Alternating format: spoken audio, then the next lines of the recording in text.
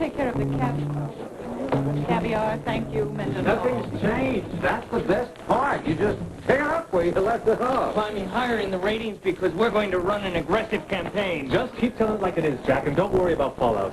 Of course, the station will continue to issue this disclaimer. But Miss Kirkland's 100% behind you, and we're 100% behind her. Now, she made quite an impression on John and Sam. She has a certain quality. I don't know. How would you put it, huh? How would I put it? Can't be much fun for you, Ray. Oh, don't worry about me, darling. I'll start laughing tomorrow when some prominent advertisers pull out of WTJ TV. You two who are glad-handing Jack right now. You'll see the back of their hands in a day or two. Well, Lee may decide to keep Jack on the air as a public service. In gratitude for private services. No, thank you, Mendenhall. Lee didn't even hint she was buying the station? Not a word. She must have thought I couldn't keep a secret. Thanks. Do you think maybe we could, What? What's wrong? I don't know. It's just the noise, the people, so many, and...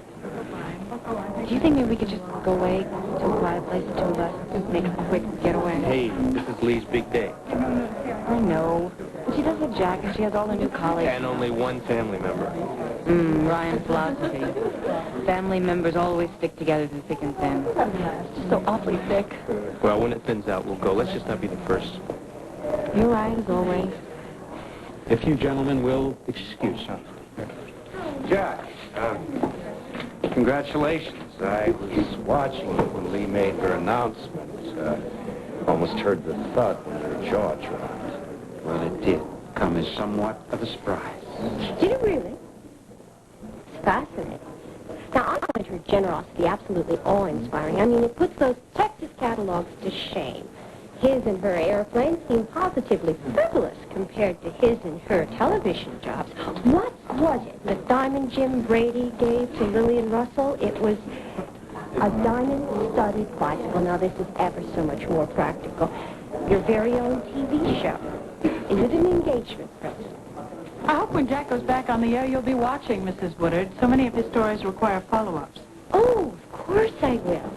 And I'm sure you'll generate a great deal of excitement for a week or two. The question, it seems to me, is will the station itself be able to keep its head above water when hears so many ugly rumors, but then perhaps you'll all learn to swim underwater? I don't think that will be necessary. Even if you lose your major advertisers because they have long-standing commitments to others? Such as yourself, Mrs. Woodard? No more saber rattling, okay?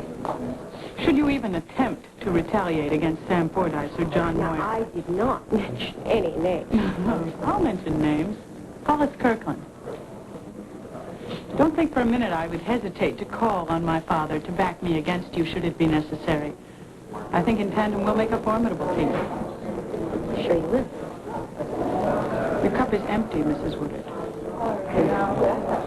Oh, actually, so is mine. Just a minute, I want to see Parker. Oh, yes, Dr. Coates. Yes, let's see what goodies you have here. Excuse us. I once worried about that lady's vulnerability.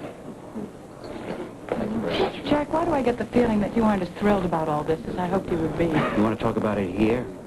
Or in private? Better decide fast. Private.